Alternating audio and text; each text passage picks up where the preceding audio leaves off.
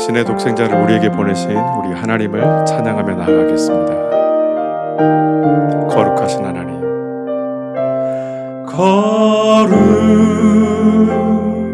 거룩하신 하나님, 주께 감사드리세. 날 위해 이 땅에 오신 독생자 예수, 나의 마음과 뜻 다해 주를 사랑합니다. 날 위해 이 땅에 오신 독생자 예수, 내가 약할 때 강함 주고 가난할 때 우리를 부욕해 하신 나의 주 감사. 내가 약할 때 강함 주고 가난할 때 우리를 부욕해 하신 나의 주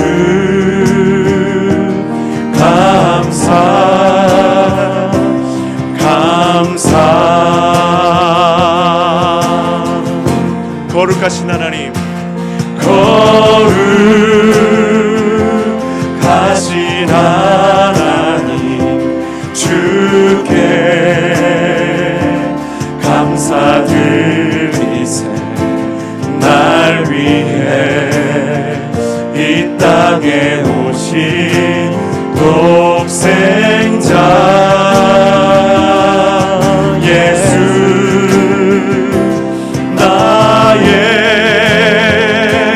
마음과 뜻 다해 주를 사랑합니다.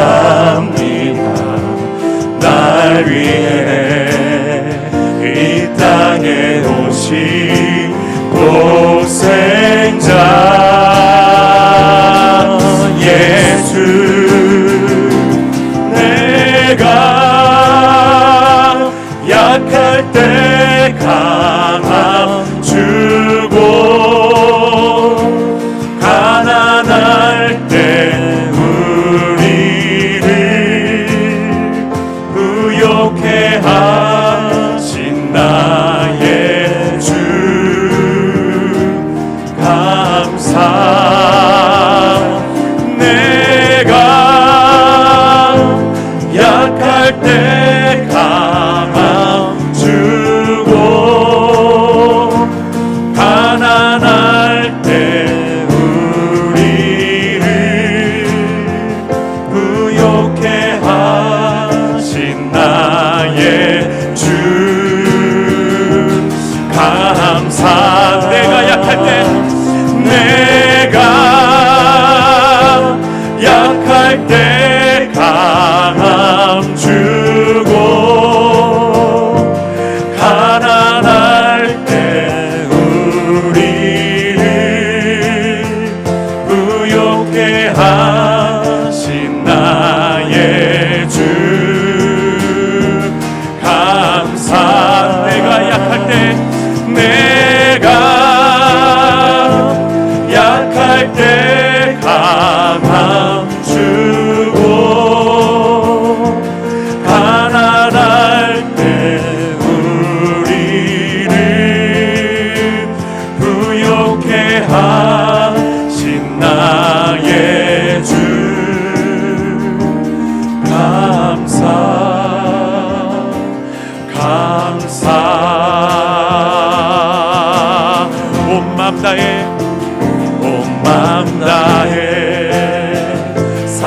사랑합니다.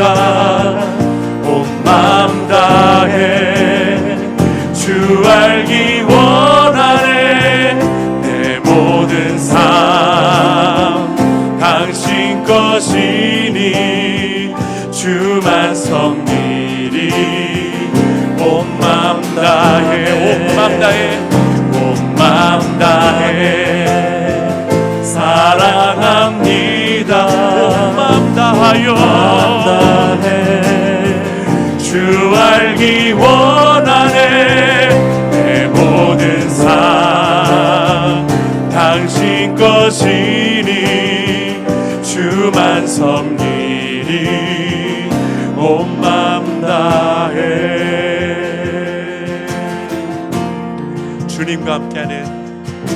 주님과 함께하는 이 고요한 시간, 주님의 보좌 앞에 내 마음을 쏟네. 모든 것 아시는 주님께 감출 것 없네. 내 맘과 정성 다해 주 바라나이다. 온 맘 다해 사랑합니다. 온 맘 다해 주 알기 원하네. 내 모든 삶 당신 것이니 주만 섬기리. 온 마음 다해 나 염려하잖아도 애쓸 것 아시니. 나 오직 주의 얼굴 구하게 하소서. 다 이해할 수 없을 때라도 감사하며 날마다 순종하며 주 따르오리라. 온 마음 다해 사랑합니다. 온 마음 다해 주 알기 원하네. 내 모든 삶 당신 것이니 주만 섬기리. 온 마음 다해 온 마음 다해 사랑합니다. 온 마음 다해 주 알기 원하네. 내 모든 삶 당신 것이니 주만 섬기리. 온 마음 다해 온 마음 다해 사랑합니다. 온 마음 다해 주 알기 원하네. 내 모든 삶 당신 것이니 주만 섬기리. 온 마음 다해.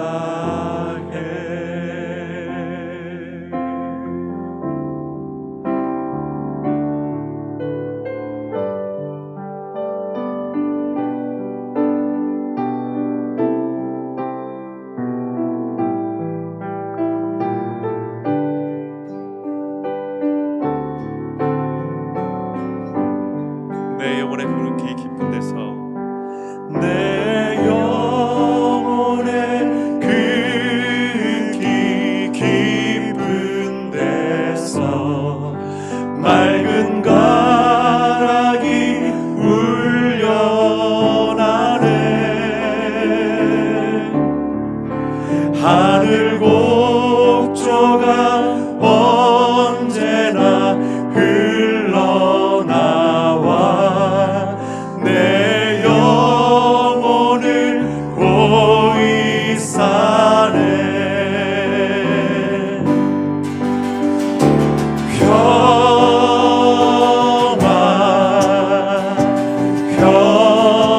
평화로다. 내려오네. 그 사랑의 물결이 영원토록 내 영혼을 덮으소서. 내 맘속에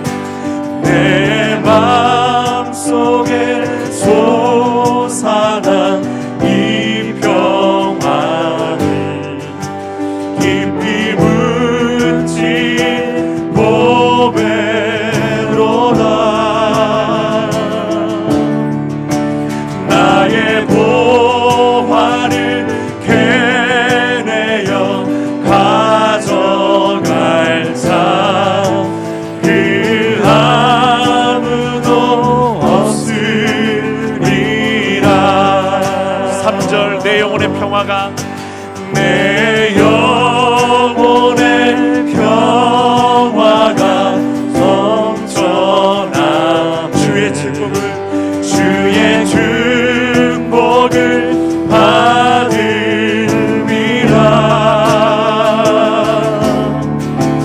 내가 주야로 주님과 함께 있어 내 영혼이 편히 쉬네.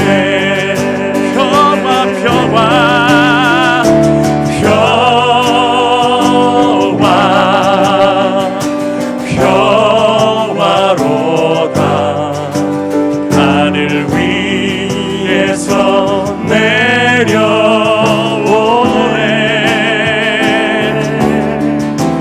그 사랑의 물결이 영원토록 내 영혼을 덮으소서. 이 땅 위에 험한 길 가는 동안 이 땅 위에 험한 길 가는 동안 참된 평화가 어디 있나. 우리 모두 다 예수를 친구 삼아 참 평화를 누리겠네. 아멘.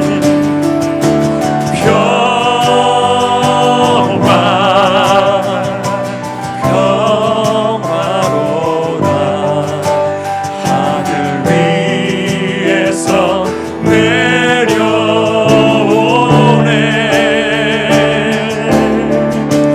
그 사랑의 물결이 영원토록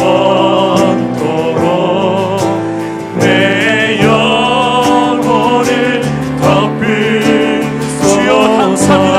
내 안에 평화가 넘쳐남을 선포합니다.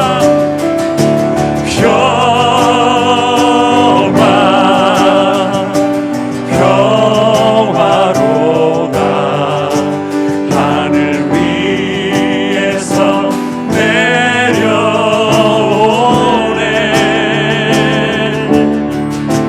그 사랑의 물결이 영원토록 내 영혼을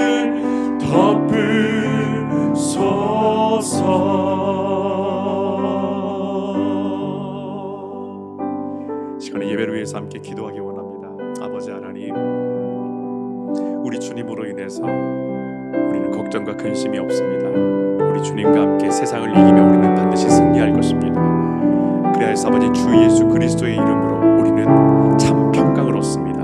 아버지 하나님, 그 평강을 우리에게 주심을 감사하며 시간의 예배 가운데 우리가 기도하고 나갑니다. 주님, 우리에게 은혜를 베풀어 주시옵소서. 시간의 예배를 위해서 함께 기도하며 나아가겠습니다. 기도합시다. 아버지 하나님 감사합니다. 주님 함께 주시옵소서.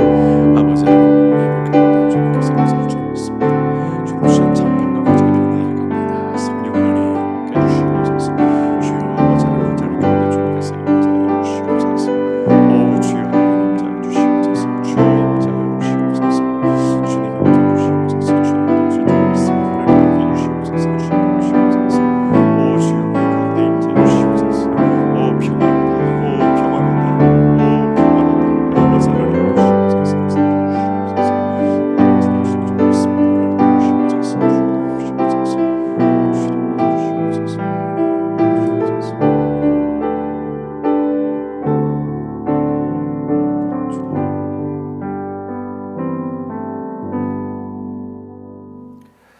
계속해서 요한일서를 묵상하고 있습니다.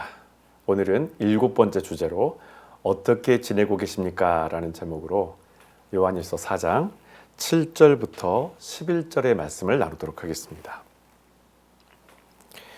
7절부터 11절 우리가 한 목소리로 함께 읽겠습니다. 사랑하는 형제들이여 서로 사랑합시다. 사랑은 하나님께로부터 오는 것입니다. 남을 사랑하고 친절을 베푸십시오. 그러면 하나님의 자녀인 것이 증명됩니다. 그리고 하나님을 더욱더 깊이 알 수 있게 됩니다. 사람이 남을 사랑하지 않고 불친절한 것은 하나님을 알지 못한다는 증거입니다. 하나님은 사랑이시기 때문입니다. 하나님께서는 당신의 외아들을 이 악한 세상에 보내주셨습니다. 그리고 그 아들의 죽음을 통해서 우리에게 영원한 생명을 가져다 줌으로써 얼마나 우리를 사랑하시는가를 보여주셨습니다. 이러한 하나님에게서 우리는 참 사랑이 무엇인지를 알게 되었습니다. 참 사랑은 하나님을 향한 우리의 사랑이 아니라 우리를 향한 하나님의 사랑입니다. 이 사랑은 우리 죄 때문에 진노하신 하나님께서 우리를 벌하시는 대신 사랑하는 외아들을 희생제물로 내주신 데서 나타났습니다. 이것이야말로 사랑의 극치입니다. 사랑하는 형제들이여, 하나님께서 이렇게까지 우리를 사랑하셨으니 우리가 어떻게 서로 사랑하기를 마다하겠습니까? 아멘. 하나님을 믿는 하나님의 백성이라면 절망의 상황을 직접 경험하든 또는 그 상황을 지켜볼 때에 늘상 마주하는 영적인 고뇌가 있습니다. 그것은 하나님은 정말 사랑이실까? 바로 이것입니다. 하나님은 정말 사랑이신가? 여러분, 우리는 각자 고난을 수용하고 이해하며 견디는 정도의 차이가 분명히 있습니다. 누군가는 견딜 만한 일이지만 또 누군가에게는 감당할 수 없는 고통으로 몸부림치게 하는 것도 있습니다. 그래서 더욱 조심스러울 수밖에 없습니다. 여러분, 저는 페이스북과 카카오 스토리로 SNS 활동을 합니다. 그런데 어느 날부터인가 갈수록 그곳에 개인적인 근황이나 교회 소식을 올리지 않게 되었습니다.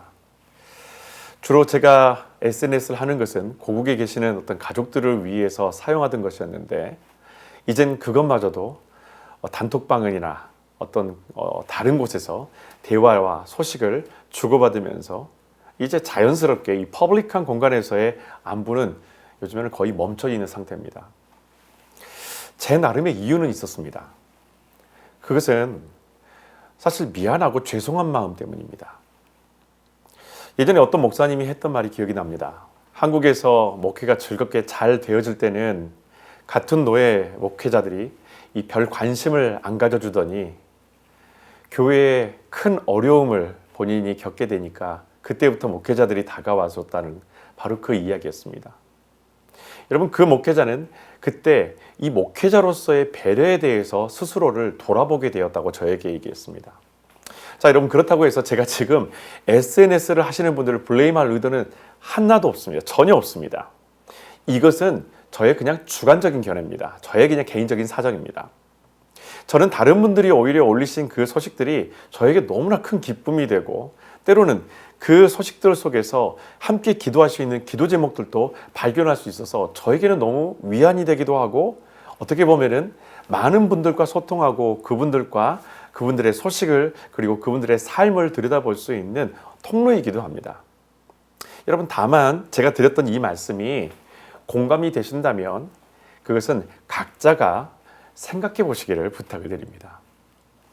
내 삶이, 내 일터가, 내 목회가 잘 되어질 때 같은 목표를 가지고 열심히 살아가지만 바라보고 기도하던 대로 얻지 못한 누군가는 사실 그런 것들을 접할 때에 부럽기도 하고 심할 경우에는 아픔을 겪기도 합니다.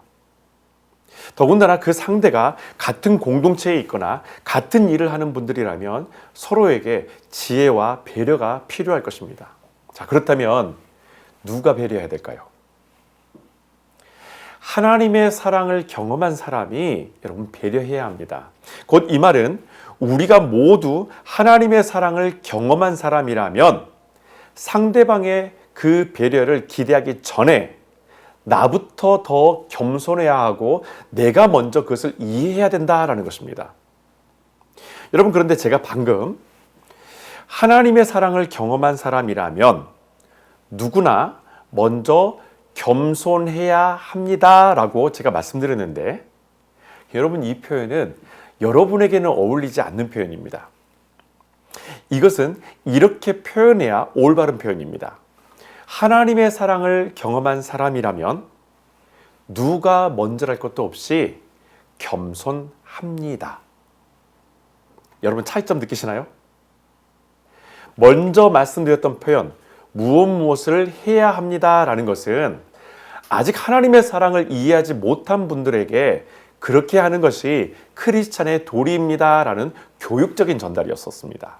반면에 이렇게 하게 됩니다라는 표현은 이미 그러한 태도가 당연히 나올 수밖에 없다라는 것을 서로 인정하는 공감과 당위성을 말하는 것입니다. 내가 그리스도 안에 있고 내가 그리스도의 그 충만한 사랑을 경험한 사람이라면 나에게서는 이런 행동이 자연스럽게 나오게 됩니다라는 바로 그 뜻을 말하는 겁니다.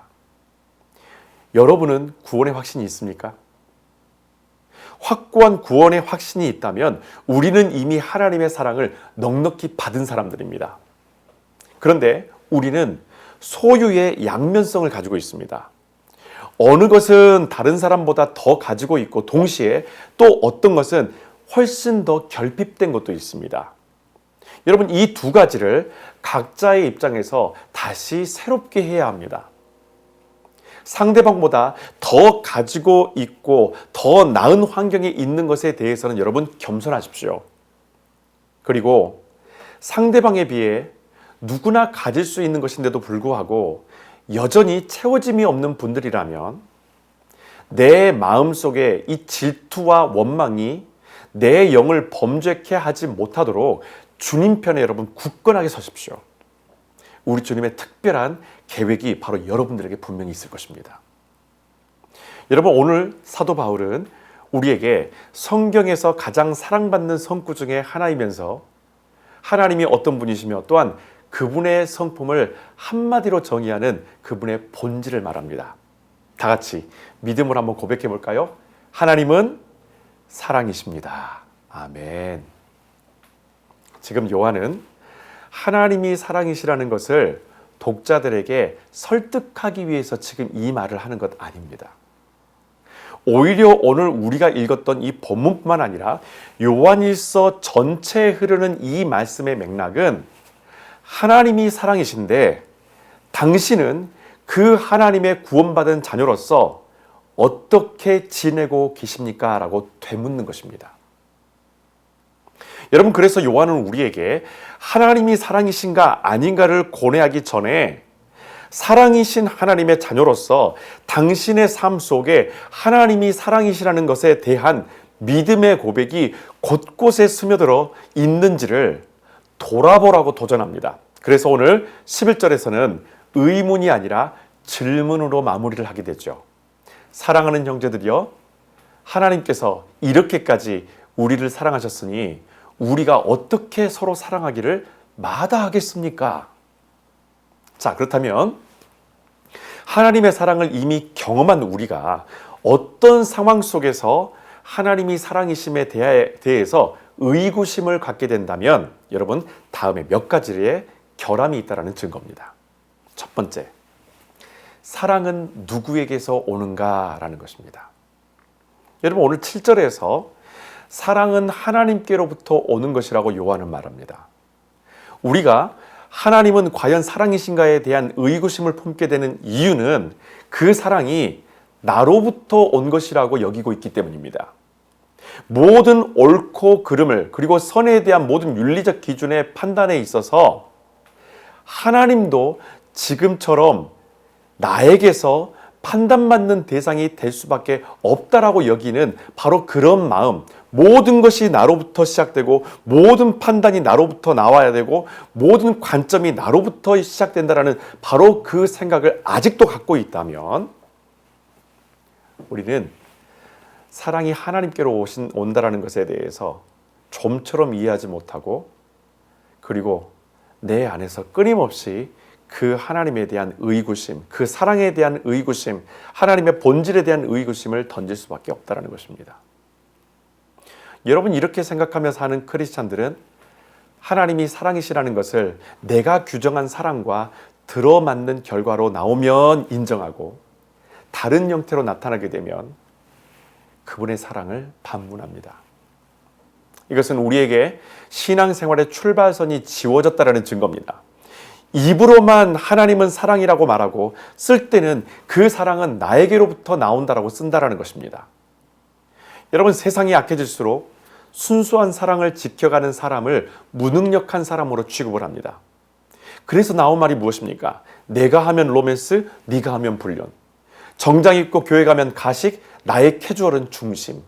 심지어 어떤 목사님은 자기 교회 성도들이 이런 말을 했다고 그래요. 매주일 교회 가는 것을 이상하게 여기는 그런 분위기가 있어서 한 번씩 빠지는 것을 서로에게 당연하게 여긴다라는 그런 황당한 신앙 논리도 그들 안에 있었다라는 것입니다. 여러분 고린도후서 5장 17절에서 새롭게 거듭남에 대해 이렇게 얘기합니다. 누구든지 그리스도 안에 있으면 새로운 사람이 됩니다. 더 이상 전과 같은 인간이 아닙니다. 새로운 인생이 시작된 것입니다. 라고 선언을 해요. 그리고는 바로 그 새로움의 근원에 대해서 다음 절 18절에서 이렇게 이어집니다. 이 새로운 일은 하나님께서 시작하신 것입니다. 모든 변화, 특히 옛사람을 벗어버리고 새롭게 거듭남을 입는 완전한 변화는 하나님이 사랑이시라는 것으로부터 처음부터 다시 출발해야 된다라는 것입니다. 여러분 그래서 하나님은 우리에게 다른 우상을 섬기지 말고 오직 여호와 하나님만을 섬기라고 가르치십니다. 이것은 우리가 하나님의 사랑을 배우고 그 사랑으로 세상을 바라봐야만 하나님의 뜻과 계획이 어디 있는지를 이해할 수 있기 때문입니다. 또 한 가지, 이보다 더 본질적인 문제는 하나님을 알지 못한다라는 것입니다. 여러분 8절에 사람이 남을 사랑하지 않고 불친절한 것은 당신의 성품의 문제가 아니라 당신이 아직도 하나님을 알지 못한다는 증거입니다 라고 얘기합니다. 여러분 성경은 우리에게 분명히 하나님은 사랑이라고 말을 하는데 우리가 이 진리에 대해서 의문을 품는다면 우리는 하나님을 알지 못할 뿐만 아니라 지금 그분을 아는 것에 있어서 게으른 것입니다. 성경도 읽기 쉽게 그리고 평소 좋아하던 그 일부만 읽으려고 하는 나쁜 습관이 하나님의 사랑을 의심케 할 수밖에 없습니다. 우리는 반드시 알고 믿어야 합니다. 창조주 하나님, 언약의 하나님, 진노하고 책망하시는 하나님, 그러나 용서하시는 하나님, 낮은 곳에 몸을 입고 오셔서 우리를 구원하시는 하나님, 그리고 영광의 그날에 다시 오시겠다고 약속하신 하나님. 여러분 우리가 읽고 있는 이 성경, 이 말씀 안에는 이 하나님의 모든 전적인 그분의 성품이 전부 담겨져 있습니다. 이러한 하나님을 우리는 이렇게 부르는 것입니다. 8절 하반부에 이렇게 시작합니다. 하나님은 그래서 사랑이십니다. 왜 하나님이 사랑이신가? 하나님께서 사랑이신 것은 성경 전체가 우리에게 동일하게 얘기하고 있습니다. 여러분 하나님은 사랑이시라는 말씀은 하나님이 가진 성품의 일부분이 아니라 그래서 전부를 말하는 것입니다. 우리는 그분의 전부를 알아야 합니다. 여러분 성경의 일부분만 있는 것은 하나님의 일부분만 아는 것입니다. 성경의 일부분만 좋아하는 것은 그 하나님의 일부분만은 우리가 좋아하고 그것을 우리가 사모한다는 증거입니다. 사도 요한은 요한복음 3장 16절에서와 같이 그분이 사랑이심을 이 서신서에도 다시 한번 똑같이 선언합니다. 이것이 무척 중요한 사실이기 때문입니다. 9절에 있는 말씀입니다. 하나님께서는 당신의 외아들을 이 악한 세상에 보내주셨습니다. 그리고 그 아들의 죽음을 통해서 우리에게 영원한 생명을 가져다 줌으로써 얼마나 우리를 사랑하시는가를 보여주셨습니다. 아멘. 여러분, 이것이 우리를 향한 하나님의 참 사랑이십니다. 우리가 하나님이 사랑이심에 대해서, 그리고 그분이 선하신 분이라는 것에 대해서 인식함에 있어서 모든 판단의 출발은 내가 아니라 우리 하나님이 되어야 함을 믿어야 합니다. 10절은 이렇게 시작합니다. 이러한 하나님에게서 우리는 참사랑이 무엇인지를 알게 되었습니다. 참사랑은 하나님을 향한 우리의 사랑이 아니라, 다 같이 읽을까요? 우리를 향한 하나님의 사랑입니다. 아멘. 이 놀라운 사랑을 통해 구원받은 저와 여러분이 하나님이 사랑이신 결정적인 증거입니다. 이제 우리에게서 하나님의 사랑이라는 아주 당연한 반응이 나타나게 되어 있습니다. 오늘날 우리의 삶에서는 하루에도 수십 번 우리의 믿음이 반석 위에 세워져 있는가를 시험하는 다양한 경우의 수가 존재합니다. 그럴 때마다 내 자아의 인간적 기준에서가 아니라 하나님이 표준이 되어야 합니다.